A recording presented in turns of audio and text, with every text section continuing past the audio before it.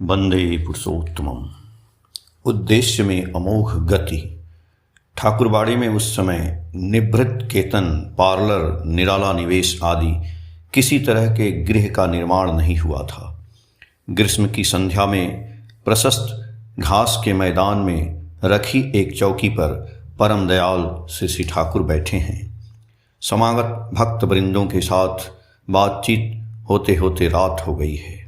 इसी समय वे और एक बार हाथ बढ़ाएं। निकट में उपस्थित ननी माँ उनके हाथ में एक सुपारी का टुकड़ा और एक लौंग दी, देकर तंबाकू तैयार करने जा रही हैं। ठाकुर यथारीत सुपारी लौंग दोनों को एक साथ मुंह में डाले, परंतु लौंग का टुकड़ा मुंह में नहीं गया। ठाकुर साथ ही साथ बोले, कहाँ गिर गया रे? ननी माँ, लौंग तो हाथ में दिया था।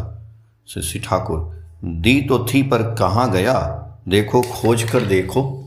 साथ ही साथ खोजबीन शुरू हो गई। लौंग का एक छोटा टुकड़ा है, न मिलने पर भी इसमें क्षति क्या है? डब्बे में तो भरा हुआ है, लौंग है ही, उसमें से और एक टुकड़ा निकाल कर देने से ही तो होगा। पर ऐसा नहीं हो सकता है। जिसके भी असतर्कता के कारण हो वह टुकड़ा खो गया है, उसकी वैसी असतर्कता तो जीवंत बनाए रखने नहीं देना है। आसपास जो लोग थे सभी खोज रहे हैं, स्वयं विश्वनाथ भी खोज रहे हैं।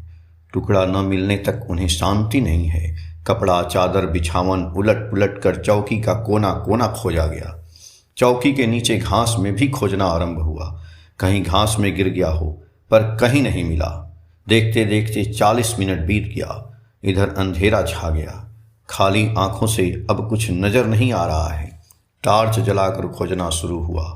2-3 टार्च एक साथ जलाकर फिर से बिछावन कपड़े की तह में एवं चौकी के नीचे आसपास खोजा गया। श्री ठाकुर भी उत्कंठित चित्त से टुकड़े को खोज रहे हैं। उनका चेहरा देखने पर ही पता चल जाता है कि वे बहुत उद्विग्न हैं, परंतु लौंग के टुकड़े का कुछ पता नहीं चला। श्री ठाकुर जी के ऐसे विचित्र स्वभाव के संबंध से जो परिचित हैं, उन लोगों को पता है कि लौंग नहीं मिलने तक श्री ठाकुर खोजना छोड़ेंगे नहीं। इसीलिए कोई चर्चा न करके सभी एक मन से लौंग के टुकड़े के खोजने की कोशिश कर रहे हैं। सामान्य एक खोई हुई वस्तु को खोजने के लिए इतनी व्यस्तता है, इसे क्या कह सकते हैं? अत्याधिक विषयासक्ति है या एक तरह का मैनिया है?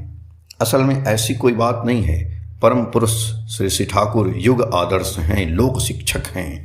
उनकी शिक्षा ही तो जनगण ग्रहण करेगा, उनके प्रदर्शित पथ का ही अनुसरण करेगा। वे यदि कर्तव्य पालन में शिथिल होते हैं, तब उनको अनुसरण करके जो लोग चल रहे हैं वे सब भी ढीला चरित्र वाले बन जाएंगे और बंधन विहीन असंयत स्वभाव अनेक दुखों की सृष्टि करती है। इसीलिए वे चरित्र में ढीलापन को प्रश्रय नहीं देंगे। घड़ी की सुई जब 50 मिनट पार कर गई, तब बिछावन के नीचे बिछाई सतरंजी के कोने में अटका हुआ लौंग के टुकड़े का पता चला। खोजे भी स्वयं श्री ठाकुर ही। काली सतरंजी के मुड़े हुए कोने में काले रंग का लौंग उसके रंग के साथ मिल गया था। अंधेरा होने के कारण पता नहीं चल रहा था। स्वस्ति का सांस लेते हुए श्री ठाकुर ने कहा कि बाप रे, आज तो खाना पीना ही बंद हो जाता। अर्थात यह छोटा टुकड़ा न मिलने पर ठाकुर को शांति नहीं मिलती। हो सकता था कि वे यहाँ से उठते ही नहीं। यदि रात भी हो जाती तो वे आहार भी ग्रहण नहीं करते।